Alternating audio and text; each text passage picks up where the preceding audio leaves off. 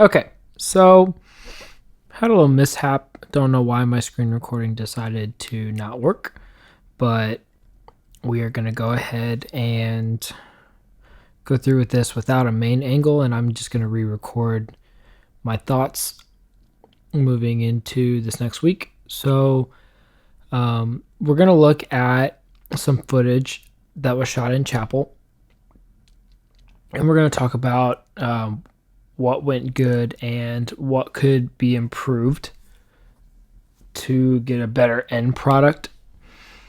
So we have this video from the chapel service with James Wilson, and we want to make a social media post, a thought, leadership type post where basically just take something that he said and repeat it on social media so that people can be edified. So I've already synced the audio and the video here. So what I'm going to do is I always find it easier personally to just go ahead and bring the whole video into the timeline because it can make it a little easier to find your starting points. So, Command B, chop the front end off, and then find where the clip ends. Chop that off as well. And now I'm going to find a point that I like from something that he said. And I actually believe I remember. Let's go in. First thing I always like to do is turn this off because it's never going to sound that great. So now I think I remember it starting somewhere in this area. Okay, so his point starts around here. There are a lot of things. Okay, so I'm going to cut that part off, and then it ends here. So that's where I'll put my fade out. So let's get rid of that. Now, we need to adjust a couple things. You'll notice that if we kind of scrub through here, this is a little blown out. So you can see the detail in the receipt thing here is kind of blown out. It's just, peaked out. The way you can really tell, the easiest way that I've found to figure out whether you've blown out your image or not is to bring up the LumaScope. So Command 7. And you'll notice here we've got some flattened out top here. Basically, because 0 here would be absolute 0 as far as black goes. It's black. 100 would be as white gets. And we have peaked out here. We've hit the ceiling, and so now the camera can't read anything past that.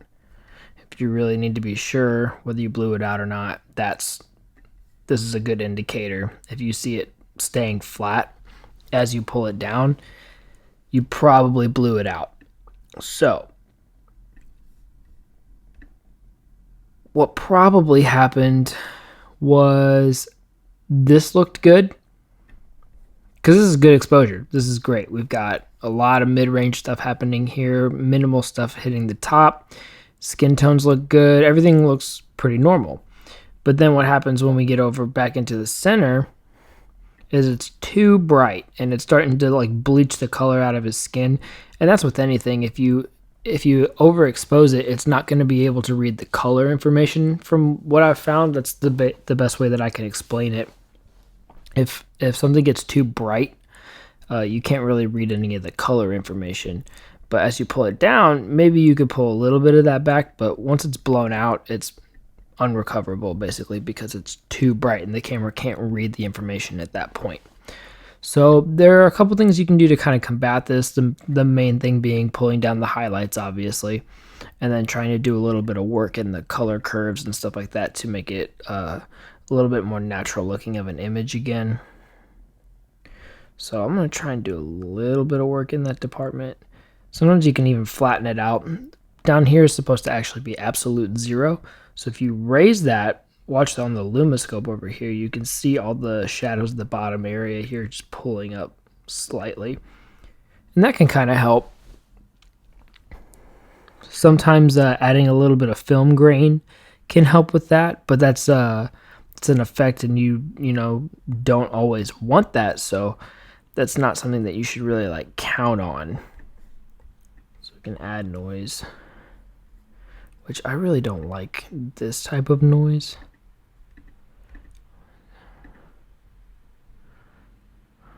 White noise is good. Film grain is better. And then let's dial it back a little bit. A lot of it. See what it does over here in the LumaScope too is it kind of adds a lot of information here. It kind of spreads. And I think that's kind of what helps it even out, if you can say that. But I'm going to leave that off for now. I'll add that back in later. You can't see, like, especially in the shadows, it kind of flattens everything out a little bit. But it can end up not looking so good. But the main thing that I want to talk about today is stabilization of videos like this. So I have a plugin that's really going to help us keep James in the center here. Even if he decides he wants to go on a walk, So let's go ahead and find that. It's right here in my effects. I have Pixel Film Studio Final Cut Stabilizer 2.0. And I'm going to drop that in here. And I'm really just going to do the X data, X position. I don't need Y, because really what we're trying to do is we're just trying to keep him centered here. So I'm going to open the track editor. And what we're going to do is we're going to pull all the way to the beginning of the clip. And we're going to select something that we want to keep in the center. Now, normally you would think, okay, I want his head, but that's not the case for me. I actually am going to pick the microphone because James is going to be moving his head back and forth different directions, and I would rather grab something that I think is going to be a safer bet. There we go. So I'm going to zoom in here, and let's move this up. And I'm basically just going to pick out exactly what I want here. Okay, and then I'm going to set my tracking type to position only because I don't want to change the scale or anything like that.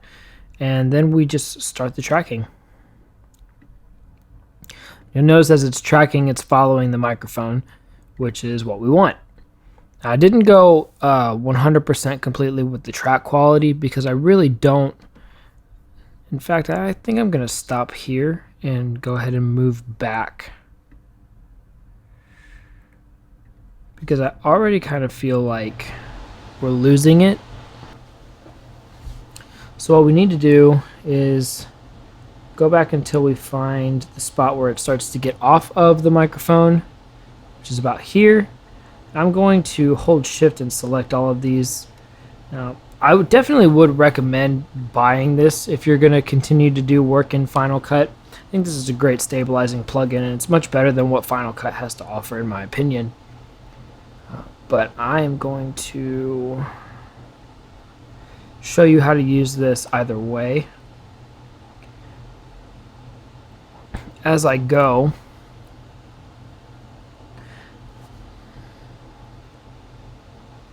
Alright, let's go back. We lost it again just a little bit.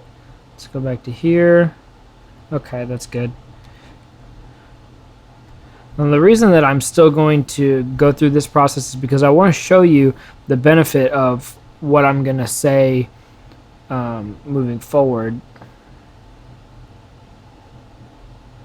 And all of this is really just to prove the importance of doing a good job tracking yourself. Meaning when you're actually doing the work, the camera work, it's very important to do the best that you can when it comes to tracking, because this part becomes a lot easier. Now this is a good plugin. You can see it following really well with the microphone. Now see, this is what's interesting, is even sometimes this program will just not quite be able to read what's happening, even though the frame really wasn't anything crazy. Towards the end, I think there's a couple ones that I'm going to have a little trouble with, but we'll be okay. Or it'll be even sooner than that. Ah, his hand covered it. Okay, so let's go back to here. Maybe we start kind of losing it here when he moved up so much. Okay, so we're going to remove these keyframes again. We're going to get centered back on the microphone and keep going forward. Now it's probably still going to do that. Yep. Okay, so let's go back to here.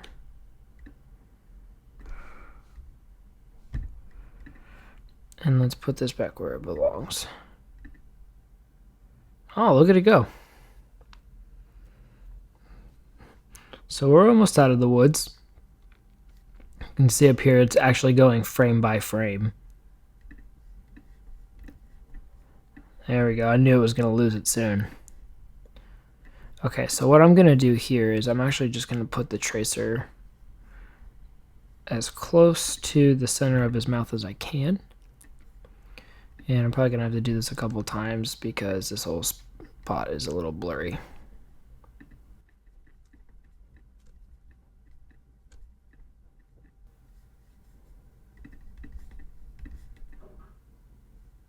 Almost done. Oh, that's a weird frame to lose it on.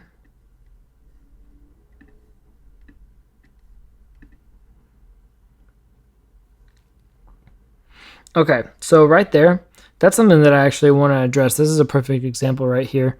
So you saw this like weird leap that it takes. One thing that I do want to address is I actually think that it may not be the best thing in the world. I'm just going to talk about this while this is exporting all the data from the tracking. It may not be the best thing in the world to use internal stabilization on a camera if you're using a lens that also has stabilization built in, because those two stabilizations don't necessarily communicate with each other. And so what that can do is that can cause problems where the idea is kind of what this is doing here on screen. This stabilizer is tracking a certain point and trying to keep that centered, and it will do what it needs to do to keep that section centered. But if you have another layer of this that is based off of the finished product of this, if this is doing something that pushes the other one to its limit, where maybe he turns or like goes to the edge and one of them has to make a leap to like keep it stabilized, but the other one was already leaning really hard on the edge of what it was able to keep stabilized, that's where you get these crazy jerks where one of them is just like, I can't stretch any further, boom, I have to recenter. And that can cause problems for video style like this, where it's really more important to track manually, if I can say it that way. It's more important that you get the shot in camera than it is to come in and do all this like crazy stabilization stuff, because one, this takes forever. This is not something that I really want to spend time doing, but this is a great plugin and it does help us accomplish what we need to accomplish here. So that being said, it's still always better to get the shot in camera without any effects, because you're just going to get an overall better file. You're not going to have to stretch any of the data. You're not going to have to crop in like this. Like you could see this is clearly like cropped in pretty far. This is what the image actually looks like. But when we start doing all this centering and stuff, it's going to start chopping the edges off, trying to keep this selected item in the middle of the frame. And this might take a hot second. It's usually been a lot faster than this. Okay, so it wasn't terrible.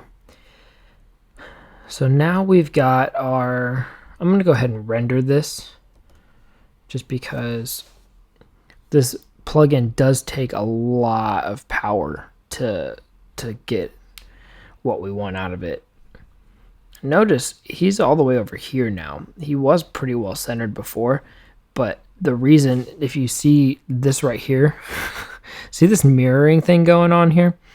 This means that we had to really move over to keep the image centered. What it does is this plugin won't just cut off the edges. This plugin will actually mirror whatever is closest to the edge to keep it from looking like there's nothing there at all, because that's ugly. The problem with that is that's not going to work. Just to be plain. What are we looking at here? 35.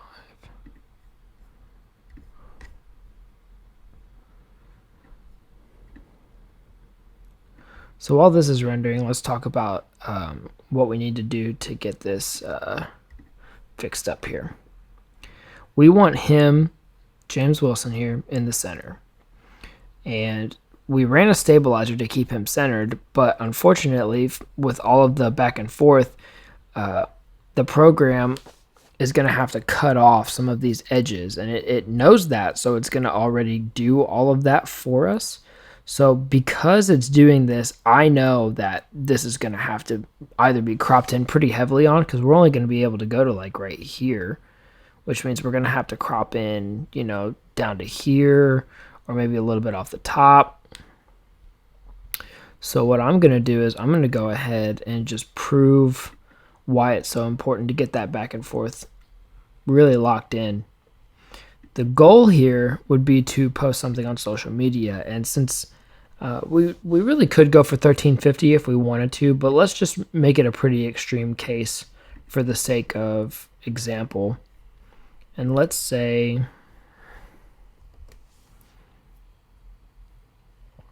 we get rid of the LumaScope. Let's say we grab this lesson 11 project and we flip it on its head. So we're actually going to switch the dimensions of it to 1920 for IGTV. Click OK. Okay. Now, this is what our frame looks like. Now we really need him to stay centered, because if he steps too far one way or the other, it's pretty quickly going to get out of frame. So let's zoom in.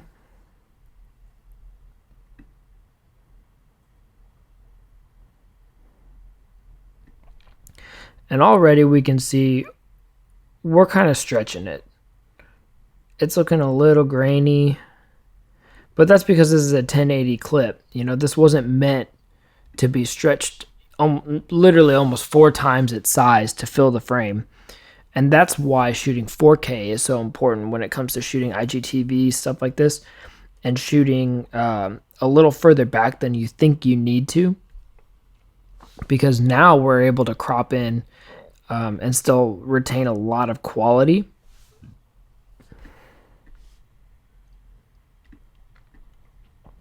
So let's take a look at what our stabilization looks like. There are a lot of things that you can buy in this world, but you cannot buy an altar, or you cannot rather get an altar from someone. There are a lot of things you can receive. There are a lot of things that can be given to you, but can I tell you that an altar is not one of those things that can be given to you. A place of sacrifice and dedication and consecration cannot be given to you. It's something that you have to pay a price. Okay, so we lost him a little bit on that last part. Now I know it tracked, so I think this was one of those things that the stabilizer just decided on. So what I'm going to do is I'm going to go back to the last point that he was reasonably in frame, and I'm actually going to put a keyframe in the transform so that I can make an adjustment on the X. So now I'm going to frame over.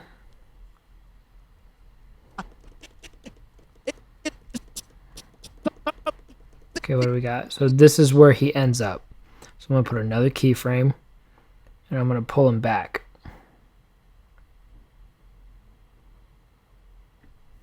So let's see how that turns out. It's something that Hold on. creation cannot be given to you. It's something that you have to pay a.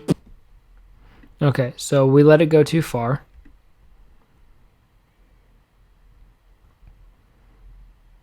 Yeah, I do not want to let it go that far over. It needs to go much sooner. This might look a little wild. We'll see. Consecration cannot be given to you. It's something that you have to pay a price for. It's okay. But we shouldn't have to do all of this. This is where just like tracking well. Now, for this example, though, this really does look like a leap was made by a stabilization program built into the camera. So this is where I would say using stabilization in the lens, which is usually more of like a shake stabilization, is much more beneficial, especially with a monopod or a gimbal. I don't really want to use too many forms of stabilization because they'll end up all fighting with each other because none of them really communicate with each other. One will be stabilizing something, and then another one will be stabilizing behind that, and then the way that they're working will end up like one will run over the other one, and we don't want that. So this is where I would say you just got to stay on it, and you can't let up for a second. You can't check out at all mentally, and it's very difficult, honestly. Like people really don't understand a lot of times how hard this can be to do, but it's worth it when you get the shot because man, is it satisfying and it looks so good.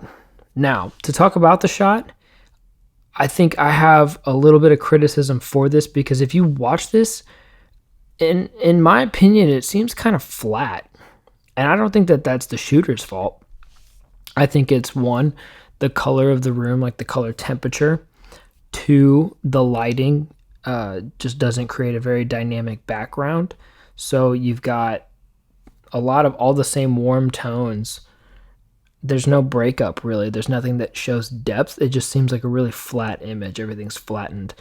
I would say a better way would be to come from the side, like a 45-degree angle. So maybe from either the left or right corner of the room would be a better way to shoot that, or even almost alongside of the person.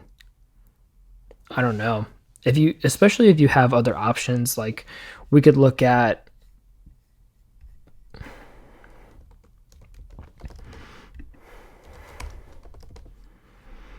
So let's look at like Stephen Furtick.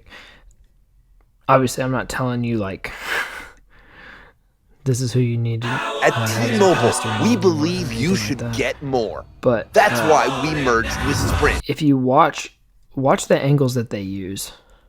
Are you behind this? From the side. Are we still good? Is this still in your hands? And we don't tell anybody that. We come to church and we hide all that stuff.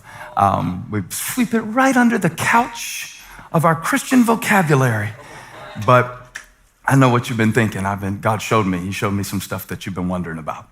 And it's okay. As you're going to see today, that puts from the side. She there we go. who has believed that the Lord would fulfill his is held current. But they use a lot of these. The world record for the long jump. They'll use a lot of these. We can talk about it. And I'm going to from the side in a busy church. And Wes Watson. So anyway, my point being, too much of this, especially in not, I guess, yeah, to continue making my point, look at the difference in the lighting here, though, because you've got him, who is obviously well lit, and then you've got a little bit of backlighting, but mostly it's dark, and it cuts out. Like it's very easy to distinguish him from the background. Over here, it's all kind of the same. So what I would say is maybe the back corners of where people would be sitting on the platform or over by the drums or something like that, that difference in color temperature might give you a little bit more color to work with as far as what your background looks like, and you can create a little bit more depth like that.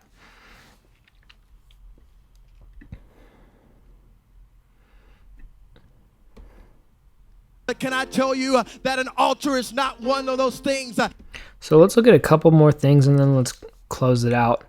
So we've got color curves on here, a color board. Let's look at hue and saturation, and let's bring up a different scope because I want to see what we're looking at here. Let's look at the vector scope.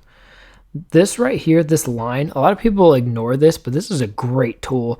This is the area that skin tones should fall on. So if you really want to dial your skin tones and you're kind of having trouble figuring out where they should be, put your little eyedropper on the skin and then just kind of play with it and see what it does on the vector scope. See how I can move it more towards something that it would say is probably realistic versus moving it over towards the magentas. Like you don't want this. You don't want Barney. You want it to look natural. So I might move it back just a little bit. This is really where your main light or your information as far as your video is. Like this is more like shadowy stuff, I think, or more saturated colors. So that might be his skin. I really doubt it's the background. But since we've got it sitting somewhere that's kind of centered on the line, I think we're doing pretty good. Now, something that most people will do and will do it sort of amateurish, but sometimes LUTs can be kind of band-aids. I don't think that you should use them as band-aids all the time. But for the sake of going through it, I'm going to show you what I would do if I really needed to throw a LUT on something like this as a band-aid. First, I would try to find something that does some good things for it. That's okay. I kind of like what it's doing with the shadows. This is kind of a go-to for me. So what I'll do, instead of just trying to do everything with one LUT, I might find something that is kind of helping me get where I need to go. If I'm having a little trouble messing with, you know, my color board or my curves and I'm just not liking what I'm getting, sometimes a LUT has some stuff baked into it that's just good, you know? And there's nothing wrong with that. Now this I like. I feel like this is kind of taking me in that direction. It feels a little more polished when it's on.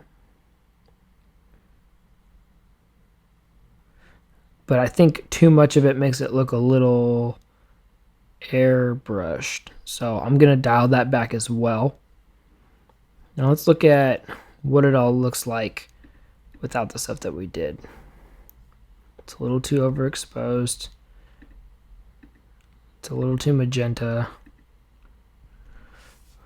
So this is what we would have without all the work that we just did. So let's add it back in. Color board, so highlights, bringing the highlights down, and then adding a little bit of flatness, bringing up the shadows to kind of make everything seem a little bit more natural. Let's add that noise in for a nice little touch there.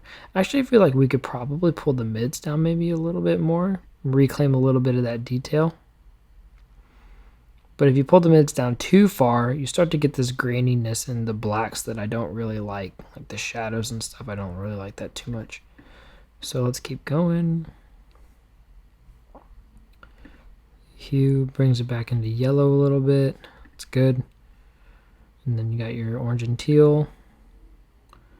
And the final little polisher. Now, that's not too bad. Pretty happy with that. Be given to you, but can I tell you? Granted, this is not a look that I would go for personally at all. I honestly might go in. I wonder what would happen if I went in and desaturated the oranges altogether just a little bit. I feel like that actually could help us a little. Everything is kind of sitting in the orange area, and I think part of that is due to the tungsten light of the room. And that's another thing, is you definitely want to make sure that your white balance is set for the room. So this looked a little warm in the first place. I probably would have done a custom white balance somewhere between 3200 and 4000, because I know that that room has a lot of tungsten light and you want to counteract that as best you can to get more color accuracy. I do feel like pulling this saturation back helped a lot. Looks a little more natural. But this is very monochromatic, and you know that would make sense because we added a monochrome LUT to it, but it is helping. I think that it's doing some positive things. So this isn't bad. I feel like because the color that we have to work with was kind of crushed in the first place, we're kind of stuck. But overall, I think this was well shot, and I feel like this is a good point here where you would be, you know, at this point ready to move forward. I would like to see, if I was going to have this, if I was going to take another shot at this, what I would do is I would definitely work on my white balance going into it and making sure that my brightest moments are not going to be blown out, especially with Canon. It seems like we're going to be using a lot of Canon at the school. So I would say that I would rather underexpose slightly rather than risk overexposing and blowing out highlights, because that will really not do you a lot of favors with your color information. And then I would make sure that I'm using stabilization that works for me the way that I want it to. So I definitely wouldn't use digital IS and lens stabilization together because those two tend to fight. I would shoot 4K, and I would probably shoot a little bit wider than we did here.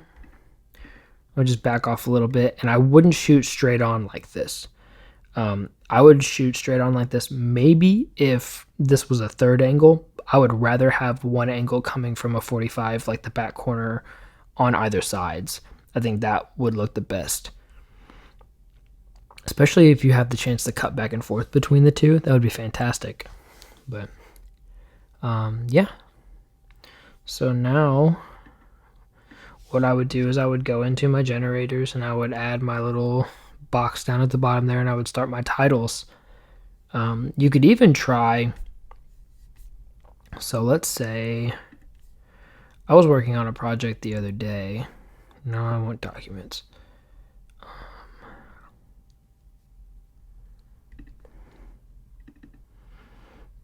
And I actually think that this might work. Although I don't think that that would look very good. Let's see what this is. That might... I wish I could keep just the gold. I wonder. Nope. Not quite.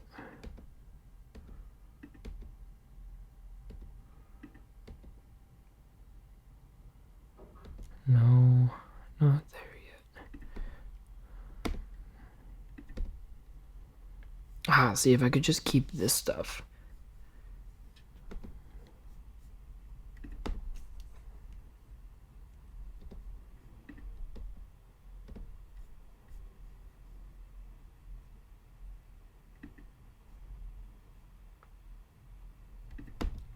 Well, let's just use this for the sake of the example. So let's say we drop this in here, okay?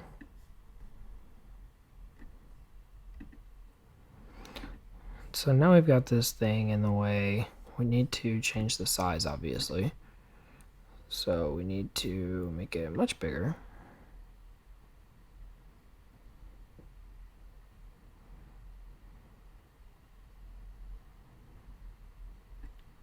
And I don't want all this fuzzy stuff, so I'm going to get rid of it by going to my masks, and I'm going to do a graduated mask. This will be very easy to do. Okay, so let's flip her around here. There. So I want it to look something like that. And then I'll drag it down and make sure that I'm only masking upward.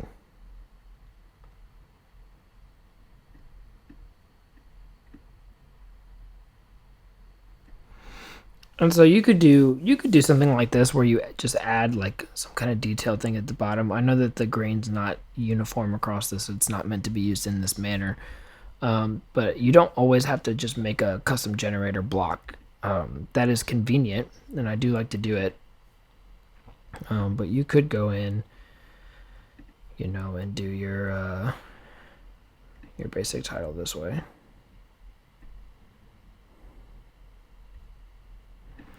And just move it down.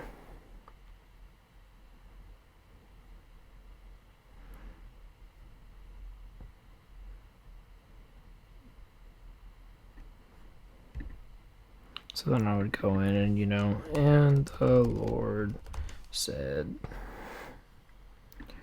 And then I would make it look all cool, you know. I've been getting into this thing where I really like to do Arial Black. Except, make it a little smaller. I'll do less tracking. So I'll like make them all kind of like touch like this. And then I will stretch the X scale. So it makes it look like one of those wider fonts without actually making it like one of those wider fonts. Boom. Like that. And then I'll just reposition it a little bit. And then you just, cut it up and do the thing like you normally do. So yeah, this would be pretty cool. I feel like there are better ways to do it. This is kind of like, in my opinion, amateurish on my part, but this is a great starting point. Like if you're able to do this and keep it centered, and be able to like cut it up, most people are watching video with subtitles. So if you don't have subtitles, most people are going to scroll past it. So making these subtitles, making them look cool is just a really great way to up the quality of your content. But I would definitely make those adjustments. I would not shoot straight on like this the whole time. I would track from either side. So hopefully 2 angles, I think. And then I would try to adjust the white balance either to tungsten, or I would set a custom white balance for the most natural looking image. And I would make sure to watch for blowing things out. Also, I believe this was shot on an EOS R. This should have been shot in log. That would have helped a lot with the highlights, because log footage is basically just an emulation of film, and they had a slight roll off in the highlights, which could help save you in situations like this. But yeah, this is what I would do, to try to save a lot. This tracking was really good, honestly. Like this was really well done. That stabilizer just really helps basically follow really well. But yeah, that's what I would do. So moving forward, I would try to make those adjustments for the next assignment and try to put it into practice from here on out. So yeah,